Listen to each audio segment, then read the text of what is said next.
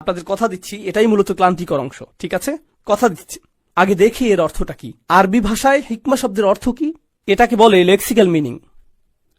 Lexical শব্দটি বেশ বড়, আপনাদের বোকা বানাতে ব্যবহার করেছি, কাজে দিয়েছে হয়তো।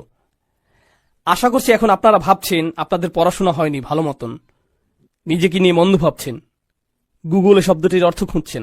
এটার মানে ডিকশনারি, লেক্সিক্যাল মানেই ডিকশনারি। এখন নিজেকে খুব উচ্চশিক্ষিত মনে হচ্ছে না? এখন বাসায় গিয়ে আপনি বলতে পারবেন মৌলিকভাবে হিকমা শব্দের লেক্সিক্যাল মিনিং হলো, আর বাসায় সবাই বলবে আরে দেখো এই লোক কি উচ্চশিক্ষিত। আচ্ছা, আরবি ভাষার ব্যাপারটি হলো, ধরুন কোনো শব্দ নিলেন, দেখবেন সেটি অনেকগুলো ভিন্ন শব্দ থেকে এসেছে, অথচ সেগুলোর মাঝে যে কোনো সম্পর্ক আছে সেটা মনেই হয় না, সেগুলোর অক্ষরগুলো একই। আপনাদের কারো হয়তো আরবিতে মূল ধাতুর ধারণাটি জানেন। হিকমা শব্দটি হা, কাফ আর মিম দিয়ে গঠিত। হা, কাফ এবং মিম, এই তিনটি অক্ষরের পেছনে বিশাল ইতিহাস আছে। এগুলো দিয়ে প্রচুর শব্দ গঠিত হতে পারে। এই ভিন্ন শব্দগুলোই আরবদের চিন্তায় হিকমায়ের ধারণাটি আমাদেরকে বুঝতে সাহায্য করবে। তারা দুটো ধারণাকে কিভাবে জোড়া লাগাতো, আপনাদেরকে ব্যাপারটা সহজ করে বলি লেক্সিক্যাল অর্থে যাবার আগেই। ওকে, আকল শব্দটি, এখানে বাংলা ভাষী থাকলে হয়তো আকল অর্থ বুঝবেন। আকল কি? নিজের আকল ব্যবহার করে বলুন তো। হ্যাঁ, বুদ্ধি। আকল মানে বুদ্ধি। আরবিতে আকালা মানে কোনো কিছুকে বেঁধে ফেলা, মানে কোনো কিছুকে বেঁধে ফেলা। উটকে বাঁধতে যে দড়ি ব্যবহৃত হতো সেটাকে আকালা বলা হতো। আর তখন আরবদের কাছে তো আজকের মতো অ্যান্টি লক ব্রেক ছিল না উটের জন্য, তাই তারা তাদের মাথায় একটা দড়ি পেঁচিয়ে রাখত। কোথাও যেতে হলে মাথা থেকে দড়িটি নিয়ে সেটাকে দিয়ে উটকে বেঁধে রাখত। এই দড়িকে বলা হতো ইকাল। ইকাল। তো দড়িটি কোথায় ছিল? তাদের মাথায়। এটাকে নিয়ন্ত্রণের জন্য ব্যবহার করা হতো, প্রাণীকে নিয়ন্ত্রণ বা আটকানোর জন্য, প্রাণীকে শৃঙ্খল করার জন্য। এখান থেকে আকল শব্দের উৎপত্তি। এখান থেকে আকল শব্দের উৎপত্তি, কারণ এক, এটা এখানে থাকে, আর দুই, এটা দিয়ে নিজেকে নিয়ন্ত্রণ করা যায়। আপনার বুদ্ধির কারণেই নিজের রাগকে নিয়ন্ত্রণ করতে পারেন, বুদ্ধির কারণেই নিজের নির্বুদ্ধিতা নিয়ন্ত্রণ করতে পারেন, বুদ্ধির কারণে আপনি নিজের জিহ্বা নিয়ন্ত্রণ করতে পারেন, বুদ্ধি দিয়ে আপনি নিজের হাতকে নিয়ন্ত্রণ করেন। তো তাদের কাছে বুদ্ধি মানে হলো নিজের আবেগকে নিয়ন্ত্রণ করার ক্ষমতা বা নিজেকে নিয়ন্ত্রণ করার ক্ষমতা। দেখলেন তারা কি করলো? এই জিনিসটিকে নিয়ে তারা বুদ্ধি শব্দের সাথে মিলিয়ে দিল। এখন আমরা বাংলায় তো এমন করি না, তাই না? এখন শব্দটির কোনো ব্যুৎপত্তি থাকলেও থাকতে পারে, কিন্তু আমরা সেটা দেখতে তো পাই না। কিন্তু কোরআনের শব্দগুলোর মধ্যে এরকম সম্পর্ক সব সময়ই থাকে। এজন্য আমরা হিকমা শব্দের পেছনেও এই সম্পর্ক খোঁজার চেষ্টা করব।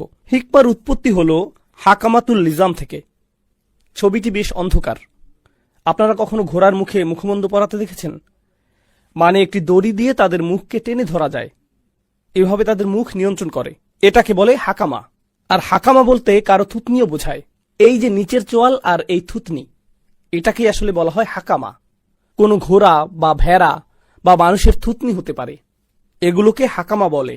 এখন এটা এত গুরুত্বপূর্ণ কেন? এই অংশটি কিন্তু আমাদের চেহারাকে ধারণ করে রাখে, ঠিক আছে? আপনার চেহারাকে এই অংশটি ধরে রাখে। তো এজন্যই ধরুন কারো থুতনিতে ব্যথা পেল বা ভয়ানক কিছু হলো সড়ক দুর্ঘটনায়, এরপর মুখের নিচে চোয়াল থুতনিতে আঘাত পেল, তখন পুরো চেহারা যেন ভেঙে পড়ে। মূলত এটা পুরো চেহারাকে ধারণ করে একে সুরক্ষিত রাখছে।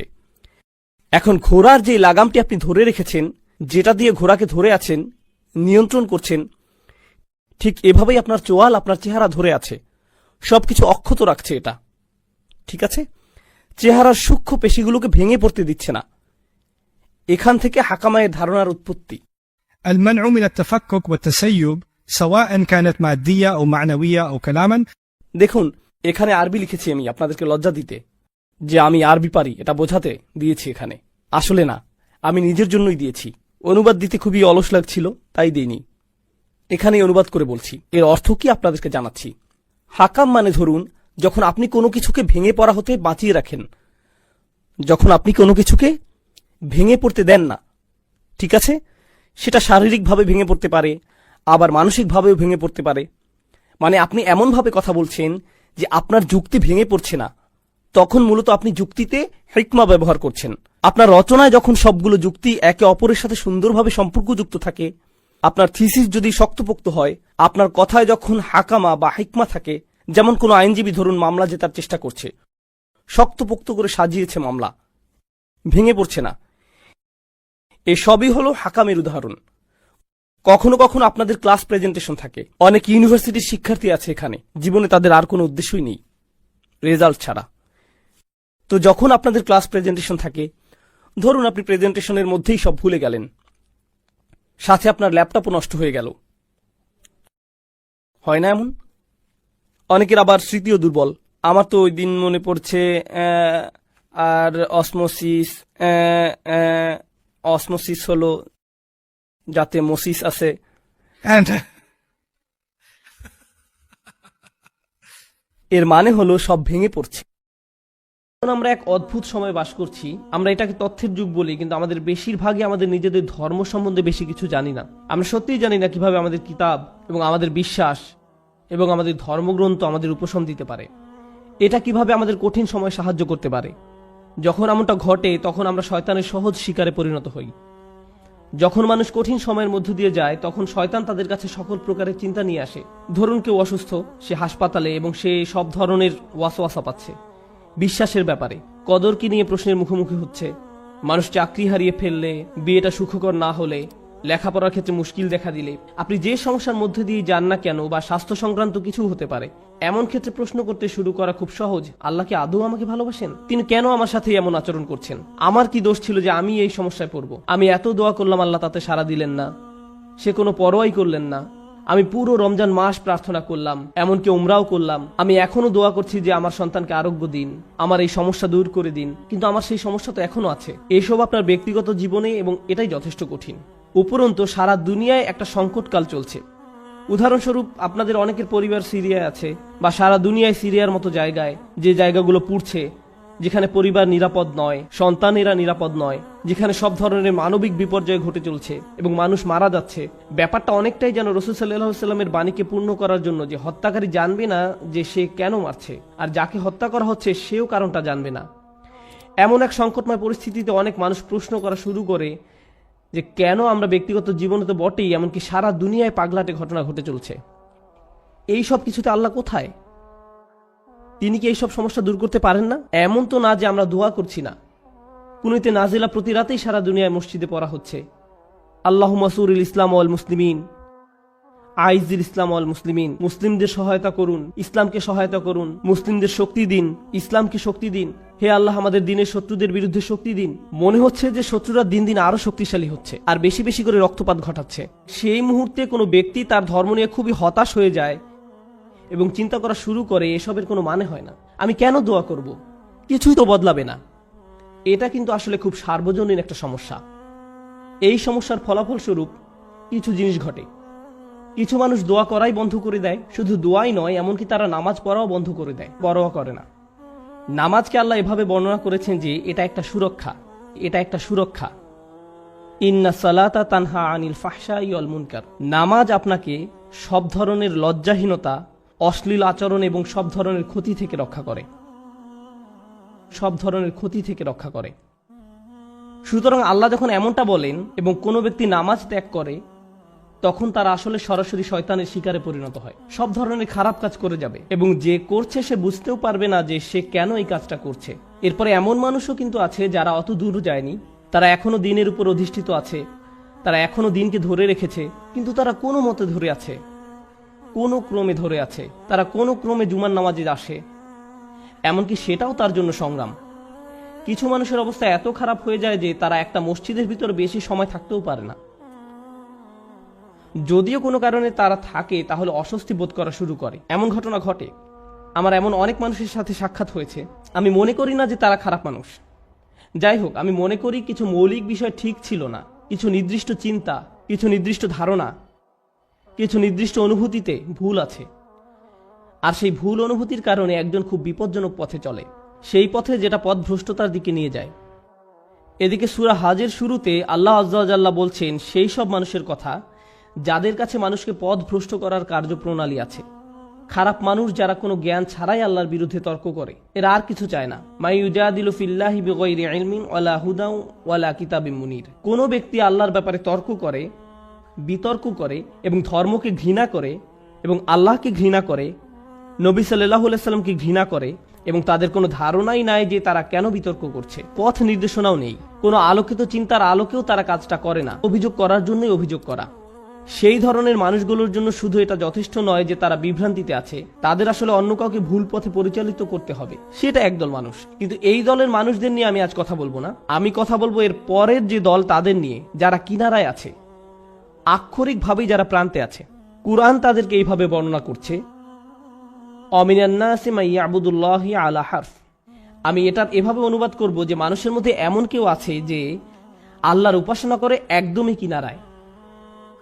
তারা আল্লাহর উপাসনা করে কিন্তু পর্বতের একদম খারাপ প্রান্তে। এর অর্থ কি? এর অর্থ হলো কিছু সময় এখানে কিছু সময় সেখানে পড়ে যাওয়ার জন্য প্রস্তুত।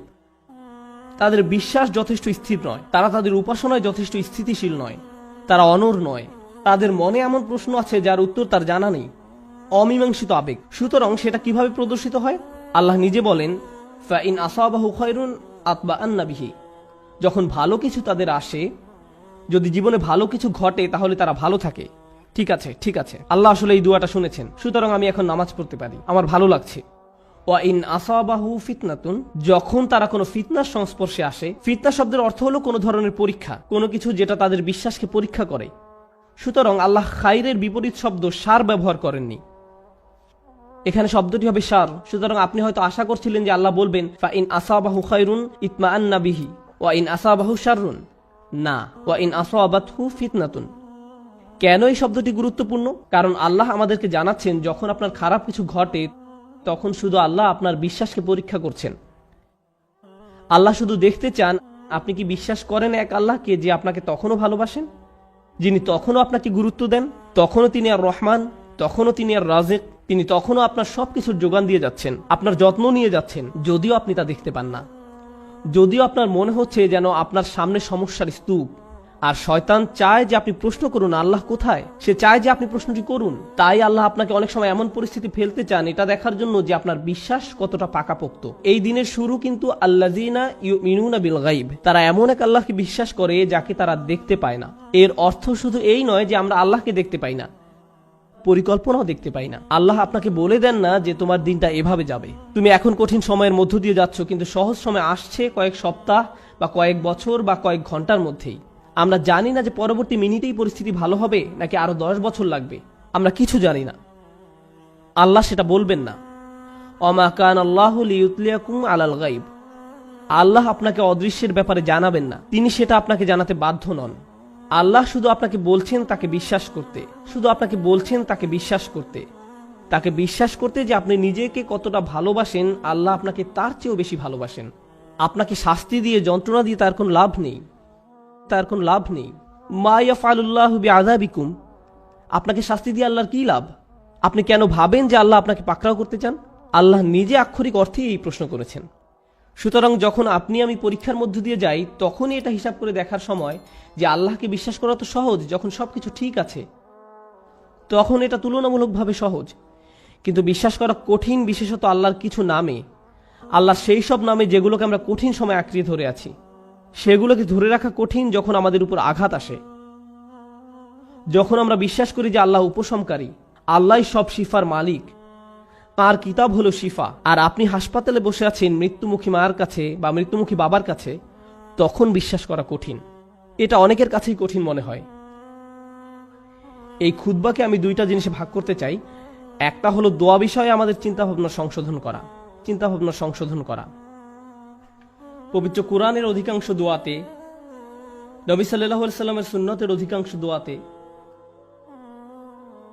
আপনি খুব সাধারণ একটা ব্যাপার খেয়াল করবেন যে কোনো না কোনোভাবে আপনি আল্লাহর কাছে নিজের জন্য আরো বেশি শক্তি, আরো বেশি সামর্থ্য প্রার্থনা করছেন। আপনি আল্লাহর কাছে পথ প্রদর্শন, আল্লাহর কাছে ক্ষমাশীলতা এবং আল্লাহর কাছে কৃতজ্ঞতা প্রকাশ করার দোয়া করছেন। আউজিআনি আন আশকুরা নি'মাতাকা আল্লাতী আন'আমতা আলাইয়া, আমাকে ক্ষমতা প্রদান করুন যাতে আমি আপনার নিয়ামতের কৃতজ্ঞতা প্রকাশ করতে পারি। আমি আপনাদের একটা উদাহরণ দিব যা দ্বারা আপনাদের বুঝতে সহায়ক হবে যে আমি আসলে কি বোঝাতে চাচ্ছি। যেমন ধরুন, একজন মানুষ সমুদ্রে ছিল এবং তাদের জাহাজের সাথে পাথরের সংঘর্ষ হয়ে জাহাজটি ডুবে গেল। তিনি একটি কাঠের টুকরায় সমুদ্রে ভেসে আছেন, দোয়া করছেন এবং আল্লাহর কাছে দোয়া করছেন। এমত অবস্থায় তিনি দুইভাবে দোয়া করতে পারেন: হে আল্লাহ, আমাকে এখনই একটি দ্বীপে স্থানান্তর করুন এবং এই ঝড় বৃষ্টি বন্ধ করে দিন, অথবা হে আল্লাহ, আমাকে এই কঠিন সময় মোকাবেলা করার শক্তি দিন। এখন তিনি দোয়া করলেন, আমাকে এখন একটি হেলিকপ্টার পাঠান এবং আমাকে একটি দ্বীপে নিয়ে যান। দোয়া করতে লাগলেন, হেলিকপ্টার হেলিকপ্টার হেলিকপ্টার, কিন্তু কোনো হেলিকপ্টার আসলো না। তিনি বললেন, আল্লাহ, আমাকে হেলিকপ্টারও পাঠালেন না, আমি তো অনেক দোয়া করলাম, এটা ঠিক না, বাদ দাও, আমি আর দোয়াই করব না। অথবা মনে করুন উনি দোয়া করছেন সমুদ্র শুকিয়ে সমতল ভূমি হয়ে যাক, বলছেন, হে আল্লাহ, আপনার তো সেই ক্ষমতা আছে যে কোনো অবস্থার পরিবর্তনের, আপনি সকল কিছুর সৃষ্টিকর্তা, আপনি এই সমুদ্রকে সমতল ভূমিতে পরিণত করতেই পারেন। আপনি যেহেতু ইব্রাহিম আলাইহিসসালামকে নিক্ষেপ করা আগুন ঠান্ডা করে দিয়েছিলেন, আপনি আমার জন্য এটাও করতে পারেন। কিন্তু তারপরও সেটা ভূমিতে পরিণত হয় না, সমুদ্রই থেকে যায় এবং লোকটা ধীরে ধীরে ডুবে যাচ্ছেন। আমি যে বিষয়টা বলতে চাচ্ছি, আমরা মনে করি দুয়ার উদ্দেশ্য হলো আমাদের পারিপার্শ্বিক বাস্তবতা পরিবর্তন করা। কিন্তু যদি আপনি কুরআন এবং সুন্নাহর দোয়াগুলো অধ্যয়ন করে থাকেন, তবে আপনি খেয়াল করে দেখবেন যে পরিবর্তন আপনি যা চাইবেন তা একান্তই নিজের জন্য। হে আল্লাহ, আমি একটা কঠিন সময়ের মধ্যে দিয়ে যাচ্ছি, এটা কাটিয়ে ওঠার সক্ষমতা দান করুন। কিছু পরীক্ষার্থী একটা সাধারণ পরীক্ষা দিবে, তখন তারা দুই ধরনের দোয়া করতে পারে। একটি হলো, হে আল্লাহ, আমাকে এই বিষয়টি বুঝে নেওয়ার ক্ষমতা দিন, মনোযোগী করুন, আমাকে এমন ক্ষমতা দিন যেন পরীক্ষা দেওয়ার সময় আমি ঘাবড়িয়ে না যাই, অলসতা যেন আমাকে গ্রাস না করে, এভাবে নিজের জন্য দোয়া করা। অথবা তারা এভাবে বলতে পারেন, ইয়া আল্লাহ, আমি জানি এটা একটা মেডিকেল পরীক্ষা, কিন্তু আপনি এটাকে ক্লাস 2 এর অঙ্কর পরীক্ষার মতো সহজ করে দিন, যেন আমার এই সমস্যাই না থাকে। আপনি হয়তো বাস্তবতা বদলাবার জন্য দোয়া করতে পারেন, অথবা নিজের সক্ষমতা বৃদ্ধির জন্য দোয়া করতে পারেন। বেশিরভাগ মানুষ যারা ধর্মবিশ্বাসে দুর্বল, তারা নিজেদের ক্ষমতা বৃদ্ধি বা নিজেদের পরিবর্তন চায় না, এবং আল্লাহর কাছেও তাই চায়। কিন্তু আসলে কি সেই পরিবর্তন হয় না? এবং যখন পরিবর্তন হয় না, তখন তারা আল্লাহকে দোষারোপ করে, কেন আপনি আমার পৃথিবীকে পরিবর্তন করেননি, কেন আপনি সবকিছুকে আমার জন্য সহজ করে দেননি। আপনি যদি চান বাস্তবতা আপনার পক্ষে থাকবে, তাহলে আপনাকে সত্যিকারভাবে শিখতে হবে কিভাবে আল্লাহর কাছে সমর্পিত হতে হয়। এমন নয় যে যখন কিছু প্রয়োজন, কোনো সমস্যা, তখনই আল্লাহর কাছে সাহায্য চান, বরং আপনি আল্লাহর কাছে সব সময় আসবেন, আপনাকে সব সময় তার কাছে সমর্পিত হতে হবে। এভাবে এই মনোভাবের উন্নতি হবে এবং এমন একটি সময় আসবে যখন বাস্তবতা আমাদের কাছে আত্মসমর্পণ করবে, আর সেই সময় হলো যখন আমরা আল্লাহর সাথে মিলিত হব। لهم ما يشاءون। আমরা যা চাই তা সবই আমরা পাবো। সমস্যা হলো আমরা সবাই এই মুহূর্তে চাই। আল্লাহ বলছেন, আমি তোমাদের সবই দিব, কিন্তু এখন তোমরা কিছু ভালো অভিজ্ঞতা অর্জন করবে এবং কিছুটা পরীক্ষায় পড়বে। আর একমাত্র যে কারণে তিনি আমাদের পরীক্ষায় উপনীত করেন তা হলো তিনি চান আমরা যেন উত্তীর্ণ হই এবং জান্নাতের জন্য যোগ্যতা অর্জন করি, কারণ এই কষ্টকর যাত্রা আমাদেরকে তার সান্নিধ্যে নিয়ে আসবে। লাকাদ হাক্কাল কওলু আলা আকসারিহিম ফাহুম লা ইউমিনুন। সত্য একেবারেই প্রকাশিত হয়ে গেছে। এর অর্থ হলো সত্য একদম পরিষ্কার হয়েছে। বার্তাটি যে সত্য তা বেশিরভাগ মানুষের কাছেই স্পষ্ট, তবুও তারা বিশ্বাস করে না। ফাহুম লা ইউমিনুন, যে তারা তবুও বিশ্বাস করবে না। আল্লাহ এখানে একেবারে অবাক হবার মতো কিছু বলছেন। তিনি বলছেন তাদের বেশিরভাগই ইতোমধ্যেই জানে যে আপনি যেই বার্তা দিচ্ছেন সেটি পুরোপুরি কি সত্য, কিন্তু তবুও তারা ঈমান আনবে না। এর আগের আয়াতে তাদের অবচেতনার লম্বা ইতিহাসের কথা বলা হয়েছে, আর এই আয়াতে আছে তারা পুরোপুরি সচেতন, তারা এটা জানে, তবুও বিশ্বাস করবে না। তাহলে প্রশ্ন ওঠে, যদি তারা বিশ্বাস নাই করবে তবে লাভ কি এসবের? কেন বলা হচ্ছে যাও তাদেরকে সতর্ক করো, আর তারা বিশ্বাস করবে না? আচ্ছা, একদম উপর থেকে শুরু করি। সত্য তাদের কাছে একেবারে স্পষ্ট কিভাবে হলো? এক অনস্বীকার্য সংমিশ্রণের কারণে।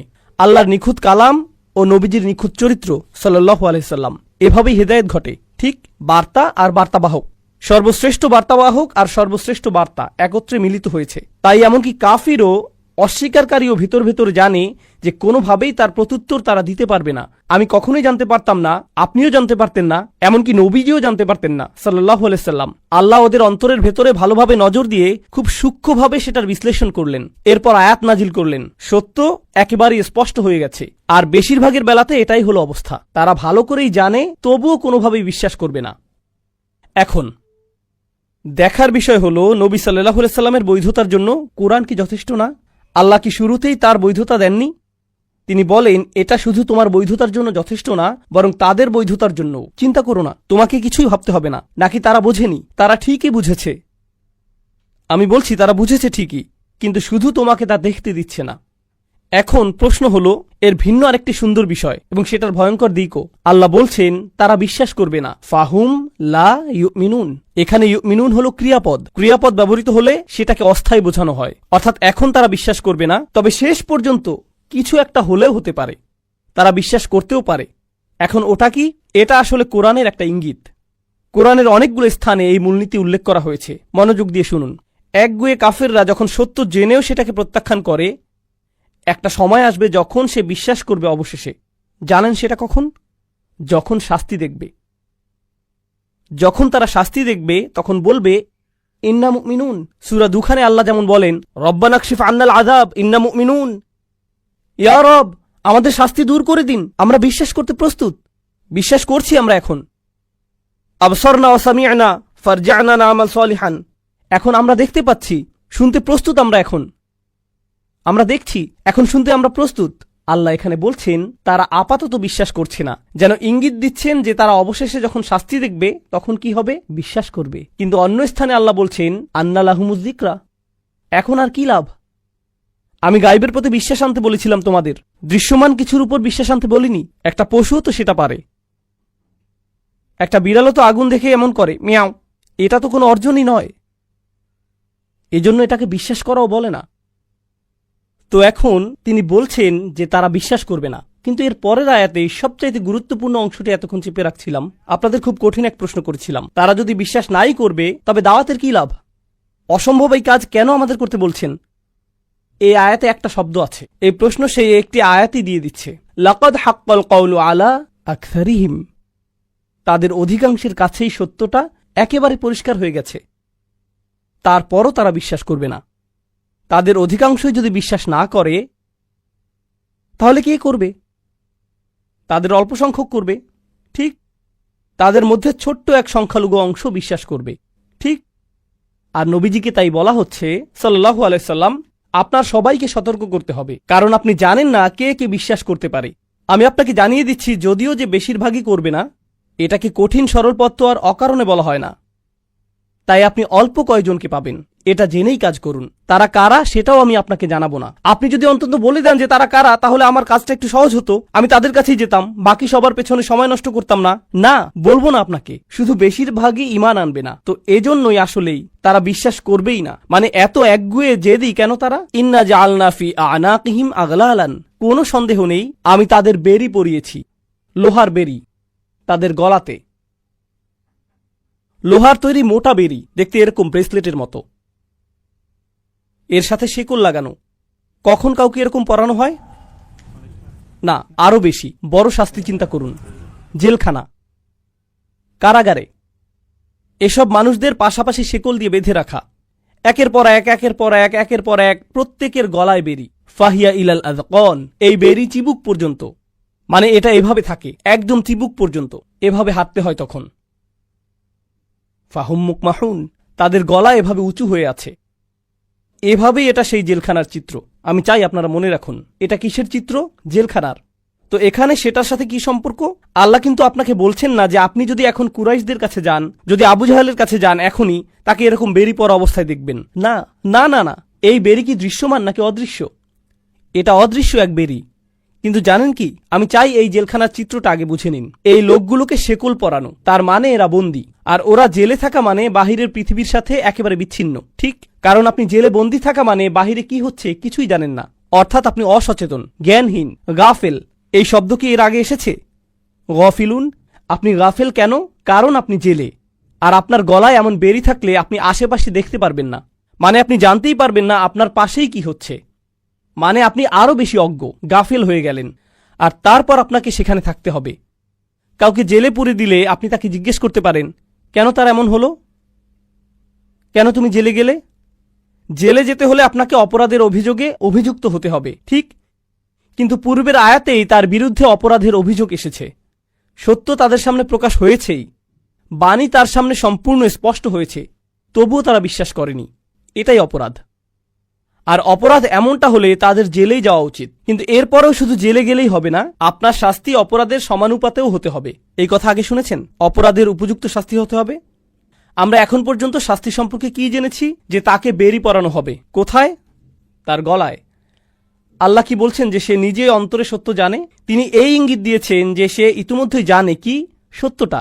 অতএব সে সত্য জানে, কিন্তু মুখ দিয়ে সেটা প্রকাশ করছে না অহংকারের কারণে। তার গলায় সত্যটা আটকে আছে, মুখ পর্যন্ত আসতেই পারছে না, গলায় ধরে রেখেছে সে। এজন্যই তাদেরকে বলা হয় কাফির। কাফির অর্থ যে সত্যকে লুকিয়ে ফেলে। কাফির বলতে কৃষককেও বোঝানো হয়, কারণ সে বীজ মাটিতে পুঁতে ফেলে। তাই তারা যে নিজেদের গলার ভেতরে সেটা আটকে রাখে, এজন্য তাদের গলাও আটকা পড়েছে। অপরাধটা এখানেই। তারা চাইলেই বলতে পারে, কিন্তু অহংকার তা দিচ্ছে না। কিন্তু দেখুন, আরেকটি জিনিস আপনাদের জিজ্ঞেস করতে চাই, তা হলো যখন আপনি এভাবে মাথা উঁচু করে রাখেন অথচ আপনার গলায় বেরি নেই, তখন সেটা কি? সেটা অহংকার। একজন কয়েদির এভাবে গলা উঁচু করে রাখার চিত্রটি বেশ অপমানজনক। আল্লাহ সেই মাথা উঁচু করা কয়েদির সাথে অহংকারী লোকের তুলনা করেছেন, যে অহংকার আর জেদের কারণে তার বাণী শুনতে অস্বীকার করে। তিনি বলছেন যে সে অহংকার করছে। আল্লাহ সেটাকে কয়েদখানা বলছেন। সে বন্দী। সে বন্দী। সে নিজেও জানে না যে সে নিজের অহংকারই বন্দী। এই আয়াতের কি অসাধারণ চিত্রায়ন! এই আয়াত নিয়ে শেষ কথা, আপনার গলায় যখন এরকম বেরি পরানো থাকবে, তখন কি নিজেকে দেখতে পারবেন? জেলের বাইরে বা আপনার আশেপাশে বা কি হচ্ছে ভুলে যান, আপনি কি অন্তত নিজেকে ঠিকভাবে দেখতে পারবেন? ফাআনসাহুম আনফুসাহুম উলাইকা হুমুল ফাসিকুন। তিনি তাদের নিজেদেরই ভুলিয়ে দিলেন, তারা এমনকি নিজেদেরও দেখতে পারছে না। ইদা আখরাজা ইয়াদাহু লাম ইয়াকাদ ইয়ারাহু। কুরআন বলছে, সে যদি অন্তত নিজের হাত দেখতে পারত। তাদের অবস্থা এতই খারাপ, তারা এতই হঠকারী, কিন্তু তাদের এই একগুঁয়েমি আল্লাহ চান না। আমি যখন এটা পড়ি তখন ভাবি, আচ্ছা, আল্লাহ হয়তো এখন অন্য বিষয়ে যাবেন, কারণ যথেষ্ট শাস্তি তো হয়েছেই। কিন্তু এরপর আরেক আয়াত, অজআলনা মিন বাইনি আইদিহিম সাদ্দান, আর আমি তাদের ঠিক সামনেই একটা দেয়াল রেখেছি। অমিন খলফিহিম সাদ্দান, আর তাদের পেছনেও আমি একটা দেয়াল রেখেছি। আগশাইনাহুম, তাদেরকে ঢেকে দিয়েছি। ফাহুম লা ইউবসিরুন, ফলে তারা দেখে না। আপনি জেলখানায়, আপনাকে অন্য মানুষের সাথে বেঁধে রাখা হয়েছে। আপনার সামনে একটা দেয়াল, পেছনে আরেকটা দেয়াল। তিনি কেন দুপাশে দেয়ালের কথা বললেন না? কারণ যখন আপনি শেকলে বন্দী, তখন শুধু কোন দিকে নড়াচড়া করতে পারেন? সামনে ও পেছনে। আর আপনি আশেপাশে তাকিয়েও দেখতে পারছেন না, কারণ গলায় বেরি বাঁধা। তাই শুধু সামনে আর পেছনেই যেন দেখতে পান, এটুকুই। তো তারা এই দিকে এগিয়ে আসছে। তাহলে আল্লাহ কি বলছেন? তাদের সামনে একটা দেয়াল আছে আর তাদের পেছনে একটি দেয়াল আছে। এই দেয়ালের কাজ কি? আপনি পালাতে পারবেন না। দেয়ালের আরেকটি কাজ হলো, আপনি ওপাশের কিছুই দেখতে পাবেন না। ঠিক এটার কারণেই তারা অসচেতন। কিন্তু এখানে তো তিনটি আবরণ, সামনে দেয়াল, পেছনে দেয়াল, উপরে আরেক আবরণ। এটা কিছু খুব খুব গুরুত্বপূর্ণ। যখন আমি খুবই গুরুত্বপূর্ণ দুইবার বলি, খুব খুব এভাবে, তার মানে হলো এটা আসলেই খুব খুব গুরুত্বপূর্ণ। যদি বলি খুব গুরুত্বপূর্ণ, তখন আসলে আপনাদের শুধু জাগাবার চেষ্টা করছি। কিন্তু যদি আমি বলি যে খুব খুব গুরুত্বপূর্ণ, এর মানে আসলেই খুব খুব গুরুত্বপূর্ণ। তিনটি বাধা। প্রথম বাধাটি কোথায়? ঠিক তাদের সামনে। বোঝার চেষ্টা করুন এর মানে কি। আমাদের ঠিক সামনে কি জানেন? সবকিছু। যখন ঘুম থেকে উঠি, আমার ঘর আমার সামনে। যখন নিচে যাই, আমার বাচ্চারা আমার সামনে। যখন বাইরে যাই, পুরো আকাশ আমার সামনে। যখন গাড়িতে উঠি, আমার গাড়ি ঠিক আমার সামনে। কোরআন আমার সামনে। সমস্ত জীবন আমার সামনে। আল্লাহর সমস্ত সৃষ্টি কোথায়? ঠিক আমার সামনে। আর এই সৃষ্টি, এই আকাশ, এই পৃথিবী, সেই গাছ, আমার বাচ্চা, সবকিছুই আল্লাহকে স্মরণ করিয়ে দেয়। সবকিছুই। কিন্তু তারা এসব থেকে বাধাপ্রাপ্ত, তাই তারা ওসব কিছুই দেখে না। তাই কিছুই তাদেরকে আল্লাহর কথা মনে করিয়ে দেয় না। সবকিছুই তাদের চিন্তার জন্য যথেষ্ট না। সত্যের পথ হতে তারা অবরুদ্ধ। অন্য ভাষায়, প্রথম প্রাচীর হলো সমস্ত সৃষ্টি। বোঝার চেষ্টা করুন এই জিনিসটা। আল্লাহ যা কিছুই সৃষ্টি করেছেন, সবই আমাদের সামনে। আপনি তো সারাক্ষণ কোরআন পড়ছেন না, সারাক্ষণ তো আপনি ইবাদত করছেন না। কিন্তু জানেন কি, যখনই আপনি জেগে আছেন, আপনার ঠিক সামনেই কি থাকে? সৃষ্টি সব সময় আপনার সামনে থাকে। নিজের চোখে দেখে অনুধাবন করার মতো কিছু না কিছু সব সময়ই থাকে। এটাই হলো প্রাচীর। দ্বিতীয় প্রাচীরটি কোথায়? তাদের পেছনে। আমাদের পেছনে কি? আমাদের ইতিহাস, আমার নিজের ইতিহাস, আমার জাতির ইতিহাস, অন্যান্য জাতির ইতিহাস। এগুলো সব কোথায়? তারা তাদের সামনে থাকা প্রাচীরের কারণে পুরো বিশ্ব দেখতে পারছে না, আর তারা তাদের পূর্বে গত মানুষের অবস্থা থেকেও শিক্ষা নিচ্ছে না। এজন্য তাদের পেছনেও আরেক প্রাচীর। এখন পর্যন্ত দুটো পেলাম, আপনার চারপাশের দুনিয়া 1 নম্বর, আর আছে ইতিহাস 2 নম্বর। কিন্তু সেটাও যথেষ্ট না, অন্য দিক থেকেও তারা অবরুদ্ধ। কোথায়? ফাআগশাইনাহুম, আমি তাদেরকে ওপর থেকেও ঢেকে দিয়েছি। এখন আপনি যদি ওপর থেকে তাদের বন্দী করে রাখেন, তার মানে ওপর থেকেও এমন কিছু শেখার আছে যা সত্যের পথ দেখায়। আপনি যদি ইতিহাসে মনোযোগ দেন, সেখান থেকেও সত্য পেতে পারেন। হতে পারে ওপরেও কিছু একটা আছে যা আপনাকে সত্যের দিকে নিতে পারে। সেটা কি? আল্লাহর পক্ষ থেকে বাণী। এখন সেটাও আপনার অন্তর হতে অবরুদ্ধ। আপনি কোরআনের যেখানেই পড়েন না কেন, তা বলবে যে সত্যে পৌঁছানোর জন্য 3টি রাস্তা আছে। আপনার চারপাশের পৃথিবীর দিকে নজর দিতে পারেন, ইতিহাসের প্রতি নজর দিতে পারেন, আর নজর দিতে পারেন ওহির প্রতি। কোরআনে এই 3টি ধ্রুব। আপনি যখন নিজের প্রতি মনোযোগ দিচ্ছেন, তখন আপনি সবকিছুর প্রতি দিচ্ছেন। সানুরিহিম আয়াতিনা ফিল আফাকি ওয়া ফি আনফুসিহিম হাত্তা ইয়াতাবায়্যানা লাহুম আন্নাহুল হক। আপনার চারপাশের পৃথিবীটাই সত্যে পৌঁছানোর প্রথম ধাপ, ইতিহাস। আর যারা ইতিহাস নিয়ে চিন্তা করতে পারে, তারাও সত্যে পৌঁছাতে পারে। আর সত্যে পৌঁছানোর সবচাইতে শক্তিশালী পথটি অবশ্যই সেটা যা ওপর থেকে আসে। অথচ এই মানুষগুলো পুরোপুরি অবরুদ্ধ। তাই ওহি তো দূরে থাক, তারা তো এই বাণী শুনছেই না। নবীজি সাল্লাল্লাহু আলাইহি সাল্লামকে তারা আপনাকে শুনবে না, অথচ তা কোরআন উপর থেকে এসেছে। এটা বলতে বলার আগে দেখুন, সেটা তো তাদের প্রথম অপরাধী না। তারা তো তাদের আশেপাশের পৃথিবীটাতেই মনোযোগ দেয় না। তারা ধ্বংসাবশেষ নিয়েও চিন্তিত না। তারা তো অতীত জাতির ধ্বংসাবশেষের পাশ দিয়ে গিয়েছে, আরবরা যেত এভাবে। অথচ তারা 2 বার ভাবত না, এখানে কি হয়েছে। ফাহুম লা ইউবসিরুন, তাদের এই অবস্থা কেন হলো? তারা এমনটা কখনোই ভাবেনি। কি এক চিত্রায়ন, কি অসাধারণ চিত্রায়ন। আর এই সব কিছুর শেষে এখন নবীজি সাল্লাল্লাহু আলাইহি সাল্লামকে বলা হচ্ছে, তিনি কি সংখ্যাগুরুদের পাবেন নাকি সংখ্যালঘুদের? এখন বলা হচ্ছে বেশিরভাগ মানুষই খারাপ, কোনো আশা নেই। ওয়াসাওয়াউন আলাইহিম আনযারতাহুম আম লাম তুনযিরহুম লা ইউমিনুন, সব একই রকম। আপনি তাদেরকে সতর্ক করেন আর নাই করেন, তারা বিশ্বাস করবেই না। হে আল্লাহ, আপনিই আমাকে বলেছিলেন তাদের সতর্ক করতে। এখন বলছেন তাদেরকে সতর্ক করি আর না করি লাভ নেই। তাদের জনসংখ্যার বিশাল গোষ্ঠীর ব্যাপারে আসলেই কোনো লাভ নেই। এই মানুষগুলোর ব্যাপারেই যদি নবীজিকে বলা হয়ে থাকে সাল্লাল্লাহু আলাইহি সাল্লাম, তবে তাদের বেশিরভাগের গলাতেই শেকল আর বেরি লাগানো। তাদের বড় অংশের কোনো কিছুতেই কোনো মনোযোগ নেই আর, কিন্তু তবুও তাকে করতে হয়। কেন বাপু? কেনই বা তাদের বেশিরভাগ বিশ্বাস রাখবে না? এমনকি কোরআনও, এমনকি রাসূলুল্লাহ সাল্লাল্লাহু আলাইহি সাল্লামের নিজ কণ্ঠের কোরআনও নয়। এত একগুঁয়ে তার কিভাবে হতে পারে যে স্বয়ং নবীর কণ্ঠের কোরআনও তাদের জন্য যথেষ্ট না? এরকম অবস্থাটি বেশ হতাশাজনক। আর এমনটা যখন হবে, যখন তারা হতাশায় থাকবে, নবীকে তখন বলা হচ্ছে সাল্লাল্লাহু আলাইহি সাল্লাম, ইন্নামা তুনযিরু মান ইত্তাবাআয যিকরা, আপনি শুধু তাকেই সতর্ক করতে পারবেন যে জিকিরের অনুসরণ করে। এই আয়াত সম্পর্কে বলার আগে আপনাদের আরেকটা জিনিস বলতে চাই। সত্যে পৌঁছাবার কয়টি পথের কথা বলেছি আমি? 3। সেগুলো কি কি? একদম সোজা, খুব খুব গুরুত্বপূর্ণ। আমি বলেছিলাম সৃষ্টি, ইতিহাস, ওহি। ঠিক? ওকে, সৃষ্টি, ইতিহাস, ওহি হলো কিভাবে আপনি আপনার মস্তিষ্ক ব্যবহার করে সত্যে পৌঁছাতে পারবেন। একবার সত্য পেয়ে গেলে তখনই সতর্কতাগুলোর উপকার পাবেন আপনি। তাহলে 1টি, 2টি, 3টি, 4 নম্বর কোনটি? সতর্ক বার্তাগুলো। সত্যে পৌঁছাবার আগে যদি সতর্ক বার্তা দিয়ে দেন, তবে তার কোনো অর্থই হবে না। আমাদের বাচ্চারা কখনো এমন হয় ইসলাম সম্পর্কে জানেই না। নামাজ পড়ো বাবা। কেন নামাজ পড়বো আম্মা? কারণ না পড়লে আল্লাহ রাগ করবেন, আর আমি আরো বেশি রাগ করব। আপনি ভয় দেখাতে খুব পছন্দ করেন, কিন্তু তার আগে সত্যটা বুঝিয়ে দেন না। এমন করলে কি হয় জানেন? মানুষ পালিয়ে যায়। যারা সত্য থেকে উপকৃত হয়, সতর্কতা মূলত তাদের জন্যই। আর সত্যের পথগুলো কি কি? আপনার চারপাশের পৃথিবী, ইতিহাস আর ওহি। ঠিক দেখলেন সতর্কবাণী কখন আসলো? এখন সতর্কবাণী এসেছে এখানে। এখন আল্লাহ বলছেন, এই 3টি রাস্তা যখন বন্ধ, তখন আপনি যতই সতর্ক করেন না কেন, তারা বিশ্বাস করবেই না, কোনো কাজেই আসবে না। অন্যের সাথে ইসলাম নিয়ে কিভাবে কথা বলবেন, সেটার উপর কি এর প্রভাব পড়ে না? আমাদের কি তাহলে শুধু সতর্ক করার তুলনায় সঠিকভাবে চিন্তা করার প্রতি মনোযোগ দেওয়া উচিত নয়? যদি আপনি মানুষকে সতর্ক করতে চান, কি দিয়ে শুরু করা উচিত? সঠিকভাবে চিন্তা করার উপায়। ইতিহাস নিয়ে চিন্তা করতে শেখান, ওহী নিয়ে চিন্তা করতে শেখান, তাদের চারপাশের বিশ্ব নিয়ে চিন্তা করতে শেখান। এরপর তাদের সতর্কবাণীটি দিন। আমার ধারণা হলো আজকাল বেশিরভাগ মুসলিমেরই ইসলাম নিয়ে আনুষ্ঠানিক তো দূরে থাক, সাধারণ জ্ঞানটিও নেই। আমিও এর অন্তর্ভুক্ত। কি হতাশাজনক পৃথিবীতে আমরা বাস করছি। আমাদের দোষ না এটা।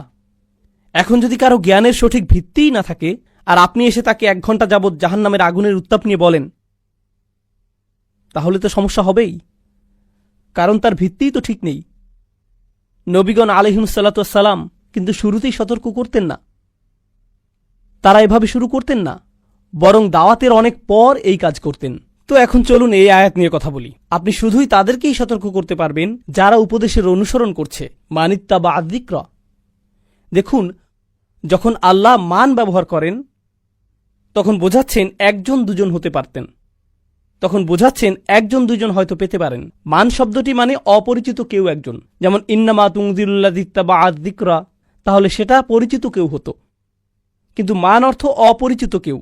অন্যভাবে বললে নবীজি অনেক মানুষের সাথে কথা বলেছেন সাল্লাল্লাহু আলাইহি সাল্লাম, আর সেখানে কেউ একজন আছে, তিনি এখনো জানেন না সে কে, অথচ সেই লোক তার কথা শুনছে, সেটা নিয়ে ভাবছে।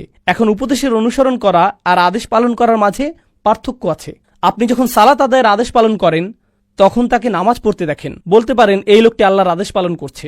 কিন্তু অনেকের মাঝে কেউ যদি বসে বসে আপনার কথা মনোযোগ দিয়ে শোনে, আপনি কি বলতে পারবেন তার মাথায় কি চলছে?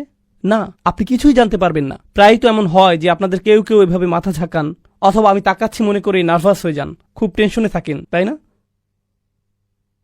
এরকম প্রচুর হয় আমার সাথে। যেমন আমি ওই লোকের সাথে কথা বলছি, এদিকে পাশের লোক ভয় পেয়ে যায়, মনে করে আমি তার দিকে তাকিয়ে আছি। হ্যাঁ, এমন হয়, কিন্তু আমি তো জানি না আপনার মাথার ভেতর কি হচ্ছে। আপনি হয়তো ভাবছেন আয় হায়, অথবা আমি কি গাড়ি লক করেছি। কেউ কেউ ভাবছে খেলাটা কয়টায় শুরু হবে। বিভিন্ন জিনিস ঘুরতে থাকে আপনাদের মনের ভেতর, আমি জানি না। নবীজি সাল্লাল্লাহু আলাইহি সাল্লামও জানেন না মানুষের মনের ভেতর কি কি ঘটছে, তার জানার কথাও না। আল্লাহ বলেন আপনার একমাত্র কাজ হলো তাকেই সতর্ক করা যার মাথার ভেতরে কিছু ঘটছে, মানিত্তাবা আযিকরা। আল্লাহর কথাগুলো কত নিখুঁত দেখুন। ও খশিয়া রহমান, আর সে কাকে ভয় পায়? আর রহমান বিল গায়ব, অদৃশ্যে ভয় পায়। সে গায়বের ভেতর আর রহমানকে ভয় পায়। সেটা কেন? রহমান তো অবশ্যই গায়বের ভেতর। তাহলে গায়বের ভেতর বলতে কি বোঝাচ্ছে? আসলে এর মানে হলো সে প্রকাশ্যে আল্লাহর প্রতি আর রহমানের প্রতি ভয় দেখিয়ে বেড়ায় না। কোথায় দেখায় তাহলে? গোপনে। মানে আপনি এখনো জানেন না সে কে, কারণ সে লুকিয়ে লুকিয়ে আর রহমানকে ভয় পায়। নবীজি সাল্লাল্লাহু আলাইহি সাল্লামের কোনো ধারণাই নেই যে তার শ্রোতাদের মাঝে কেউ কেউ মুসলিম হয়ে যাচ্ছে। তিনি শুধুই শুনবেন, তাকে শুধুই আল্লাহর উপর ভরসা করতে হবে। এখন এটার মনস্তাত্ত্বিক প্রভাবের কথা চিন্তা করুন। তিনি তার প্রতি আক্রমণাত্মক এক জনগোষ্ঠীর সাথে কথা বলছেন, আর আল্লাহ বলছেন এই শ্রোতাদের মাঝেই কেউ একজন আছে যে আপনাকে গ্রহণ করছে, যদিও জনতা আপনার বিরুদ্ধে। তাই সেই একজন লোককে বলুন ফাবাশশিরহু বিমাগফিরাতিন ওয়া আজরিন কারীম, সেই একজনকেই ক্ষমার সুসংবাদ দিন, বিশাল প্রতিদানের অভিনন্দন জানান তাকে। এখানে দেখুন কি অসাধারণ ব্যাপার যে আল্লাহ আযজা ওয়া জাল্লা এই আয়াতে প্রথমেই সেই ব্যক্তিকে নিজের থেকে ক্ষমা করছেন। আপনারা জানেন কেন? কারণ আপনি যদি সেই শ্রোতাদের একজন হন, তাহলে আপনি এখন নবীজি সাল্লাল্লাহু আলাইহি সাল্লামের কথা শুনছেন। তার মানে আপনার পূর্বের জীবন ভালো নাকি পাপের জীবন ছিল? আপনি পাপের জীবন অতিবাহিত করে আসছেন। তাই সত্য শোনার সাথে সাথেই আপনার অপরাধ বোধ কাজ করা শুরু করে। আপনি ভাবতে থাকেন আমি কত পাপ করেছি এই জীবনে, আমার পুরো জীবনটাই নষ্ট করে ফেলেছি। এটা মুসলিমের সাথেও হয়। আজকাল কোনো মুসলিমকে কেউ একজন ইউটিউবে ভিডিও পাঠালো, সেটা দেখে তার অবস্থা হয় ইয়া আল্লাহ, আমি কত খারাপ, আমার জীবনে পরিবর্তন আনতেই হবে, আমি এটা কি করলাম? অপরাধ বোধ কুরে কুরে খায়, তাই না? আর এমনটা হবার সাথে সাথেই নবীজি সেই মানুষদের বলছেন, সেই লোকটিকে বলছেন তোমাকে অভিনন্দন জানাই আমি, তুমি ক্ষমা পেয়েছ। এই লোকের তো সবচেয়ে আগে এটাই দরকার। যা গেছে গেছে, সব অতীত, এখন ভবিষ্যতের কথা ভাবো। কিন্তু এরপর নতুন সমস্যার উদ্ভব। যদি আমি ইসলামে প্রবেশ করিও, এই নবীর কি অবস্থা হচ্ছে দেখো। সবাই তাকে নিয়ে মজা করছে, তাকে মিথ্যুক বলছে, পাগল বলছে তারা। পুরো জনতা তার উপর ক্ষিপ্ত। তাকে যদি অনুসরণ করি আমার অবস্থাটা কি হবে? একই জিনিস, তারা ভাববে আমিই তার দলের একজন, আমার পেছনেও লাগবে তারা, আমি সমস্ত সম্মান হারাবো, তাই না? যেন সেই নবী আগে সম্মানিত মানুষ ছিলেন, এরপর যখন নবী হয়ে গেলেন, রাসূল হবার দাবি করলেন, তখন কেউ আর সম্মান করে না। তাকে তো কেউ রেহাই দেয়নি, অথচ তিনিই শহরের সবচেয়ে সভ্য মানুষ। আমাকে কি তার ছেড়ে দেবে? কোরআনের অসাধারণত্ব দেখুন, তাকে ক্ষমার অভিনন্দন দিচ্ছে। আগেই বলেছি, উত্তম প্রতিদানের সুসংবাদ দিচ্ছে, উত্তম প্রতিদানের সুসংবাদ দিচ্ছে, আজরিন কারিম, কেন? কারণ এখন আপনার উচিত নয় মানুষের কাছে সম্মান খোঁজা। আপনার একমাত্র কাজ হল আল্লাহর কাছেই সম্মান তালাশ করা। সম্মান আর মর্যাদার সংজ্ঞা আপনার কাছে পাল্টে যাবে।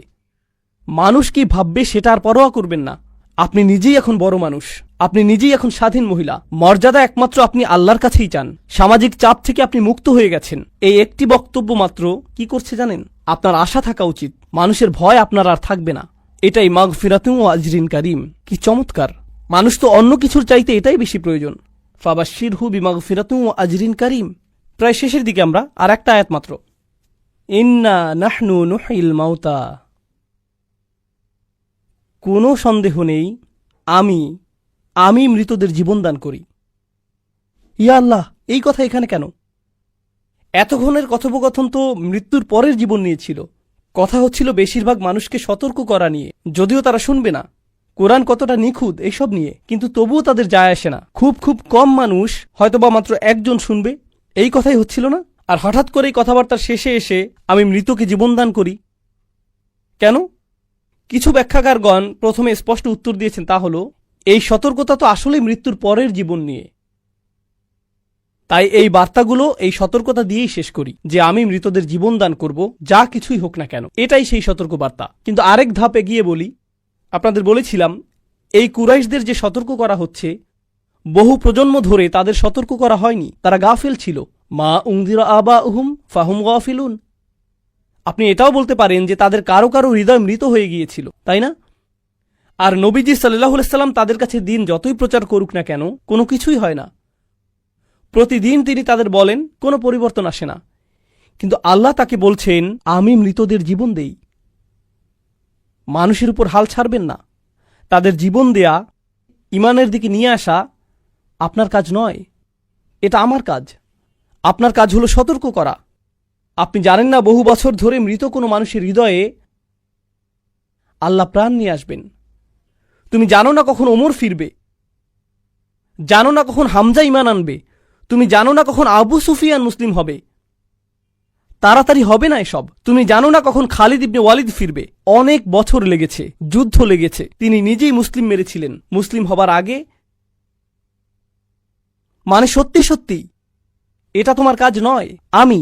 আমি মৃতদের জীবন দান করি। নবীজির পর হতে সব দায়ী, বার্তাবাহক, আলেম ইত্যাদি, তাদের কি বলা হচ্ছে যে এমনকি আমি রাসূলুল্লাহ সাল্লাল্লাহু আলাইহি সাল্লাম নিজেও মানুষকে বদলাতে পারি না। মানুষ মানুষকে বদলাতে পারে না। মানুষ মানুষকে পুনরুজ্জীবন দেয় না। কে দেন? আল্লাহ দেন। কোনো ভিডিও আপনার জীবন পরিবর্তন করেনি, আল্লাহ করেছেন। কোনো বক্তব্য আপনার জীবন পরিবর্তন করেনি, আল্লাহ করেছেন। আমার শিক্ষক এই ব্যাপারটা বোঝাতেন কুন ফায়াকুন দিয়ে। তিনি বলতেন, একজন খতিব, বক্তা বা আলিম কথা বলছেন, তার মুখ হতে শব্দ বের হচ্ছে, সেগুলো মানুষের কানেও যাচ্ছে, সবাই একই শব্দ শুনতে পাচ্ছে, কিন্তু তাদের কোনো একজনের জন্য আল্লাহ বললেন কুন, সাথে সাথেই তার জীবন বদলে যাচ্ছে। একটি মাত্র বাক্যেই। 8 ঘন্টার বক বক বক বক বক। এই বক্তার কারণে এমন হয়নি, আল্লাহর কারণে হয়েছে। আমি মৃতদের জীবন দান করি। আর যারা শুনছে না, চিন্তা করো না। এমন না যে তারা যা করছে তাতে পার পেয়ে যাবে। ওয়ানাকতুবু মা কদ্দামু ওয়া আসারহুম। আমি লিখে রাখছি। আমি তার বিনিয়োগগুলো প্রতিনিয়ত লিখছি। আপনি যাই করেন সব ভবিষ্যতের জন্য বিনিয়োগ। প্রত্যেকবার খারাপ কিছু করলে সেটা আপনার ভবিষ্যতে যাবে। ওয়া আসারহুম, সাথে মন্দ কাজের চিহ্ন আর ধ্বংসাবশেষও যাবে। জানেন এই আয়াত কি সম্পর্কে? আমরা প্রতিদিন যে ইতিহাস তৈরি করছি সেটা সম্পর্কেই এই আয়াত। কুরাইশ ইতিহাস তৈরি করছে, তারা জানেও না তারা ভবিষ্যতের জন্য উদাহরণ রেখে যাচ্ছে। আল্লাহ সেটা লিখে রাখছেন। আর প্রতিদিন তারা পেছনে ধ্বংসস্তূপ রেখে যাচ্ছে। ধ্বংসের এক লম্বা সারি ফেলে যাচ্ছে তারা। অন্যরা সেখান থেকে শিখবে। তো আল্লাহ এই অংশটির সমাপ্তি টানছেন, ওয়াকুল্লা শাইইন আহসাইনাহু ফি ইমামিম মুবিন। আর সবকিছু তারা যা কিছুই করে, নবীজি সাল্লাল্লাহু আলাইহি সাল্লামকে বলা হচ্ছে কোনো কিছু থেকেই তারা পার পাবে না। আপনারা জানেন মুসলিমরা কিভাবে হতাশ হয়ে যায়? আপনি জানেন ওরা ইদানিং কি করছে? জানেন তারা এইমাত্র ভিডিও বানিয়েছে, কি প্রচারণা চালিয়েছে? ওয়াকুল্লা শাইইন আহসাইনাহু ফি ইমামিম মুবিন। আমি সবকিছুই নথিভুক্ত করছি, সবকিছুই নিখুঁতভাবে নথিভুক্ত করছি আমি। ইহসা শব্দের অর্থ হলো গণনা। প্রাচীন লোকজন যেভাবে গণনা করত, তাদের কাছে বোতল থাকত, যেন এভাবে গণনা ভুল না হয়ে যায়। কারণ এভাবে গুনলে ভুল হয়ে যেতে পারে। প্রত্যেক গণনায় যদি পাথর ফেলেন তাহলে গণনা সঠিক হবে। এটাকে বলে ইহসা। আল্লাহ বলছেন, আমি পুরোপুরি খোলা একটি বইতে সবকিছু নিখুঁতভাবে লিখে রাখছি, তাদের সামনে সেটা খুলে ধরা হবে। ইমাম মুবিন, ইমাম শব্দটি আসে আমাম থেকে, এর মানে সম্মুখে। প্রত্যেকটি জিনিস নিখুঁতভাবে নথিভুক্ত করা আছে এতে। সুতরাং আপনি চিন্তা করবেন না, তারা কিছুতেই ছাড়া পায়নি। সূরার শুরুতেই নবীকে বৈধতা দেয়া হচ্ছিল, মনে আছে? নবী সাল্লাল্লাহু আলাইহি সাল্লামকে বৈধতা দেয়া হয়েছে। এই প্রথম অনুচ্ছেদের শেষে কয়টি অনুচ্ছেদ? 6টি অনুচ্ছেদ। আলহামদুলিল্লাহ, প্রথম আর সবচাইতে বড়টি শেষ। আলহামদুলিল্লাহ। এর শেষে নবী সাল্লাল্লাহু আলাইহি সাল্লামকে সান্ত্বনা দেয়া হচ্ছে। এই সান্ত্বনা দেয়া হচ্ছে যে তাদের অপরাধ কিন্তু ভুলে যাওয়া হবে না, সব লিখে রাখা হচ্ছে, সবকিছু নথিভুক্ত হচ্ছে, সবকিছু নথিভুক্ত হচ্ছে। বারাকাল্লাহু লি ওয়া লাকুম।